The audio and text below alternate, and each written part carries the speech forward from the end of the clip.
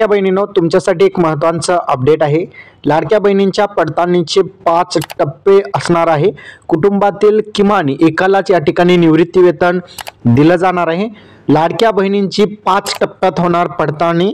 लाडकी बहीण योजनेच्या लाभार्थी बहिणींची 5 टप्प्यामध्ये पडताळणी केली जाणार आहे।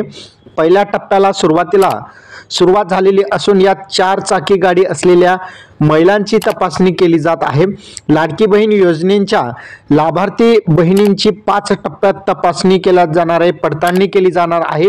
विधानसभा निवडणुकीपूर्वी 28 जूनच्या शासन निर्णयानुसार सुरू झालेल्या मुख्यमंत्री माझी लाडकी बहीण योजनेतील लाभार्थ्यांना निष्कानुसार चौकशी सुरू झालेली आहे। पहिल्या टप्प्यात 4 चाकी वाहनधारक महिलांची तपासणी सुरू आहे।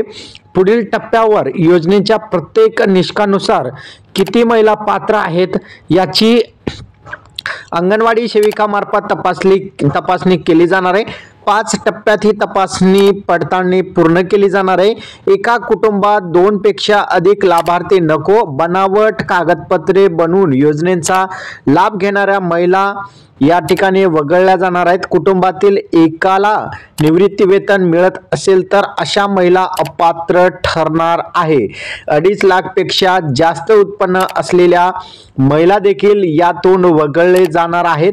5 एकर पेक्षा अधिक जमीन असेल तर या महिलांना सुद्धा या योजनेतून बाद केले जाणार आहे।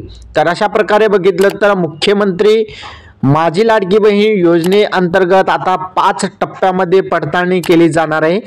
एक सुरुवातीचा टप्पा जो आहे तो आहे 4 चाकी वाहन जर महिलांच्या नावावर किंवा कुटुंबांच्या नावावर असेल तर त्यांना या योजनेतून वगळले जाणार आहे। त्याचबरोबर 2.5 लाख रुपये उत्पन्न असेल किंवा त्यापेक्षा जास्त उत्पन्न असेल तर त्या महिलांना सुद्धा या योजनेतून वगळले जाणार आहे।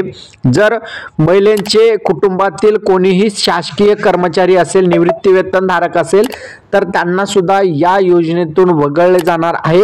त्याचबरोबर महत्त्वाचं म्हणजे ज्या महिलांच्या नावावर किंवा कुटुंबाच्या नावावर 5 एकर पेक्षा अधिक जमीन असेल अशा महिलांना सुद्धा या योजनेतून अपात्र करण्यात येणार आहे। तर अशा प्रकारे बघितलं तर लाडकी बहीण योजनेसंबंधी ही एक मोठी अपडेट आहे। ही अपडेट कशी वाटली कमेंटमध्ये नक्की सांगा। चॅनलवर नवीन असाल चॅनलला सबस्क्राइब करा। धन्यवाद।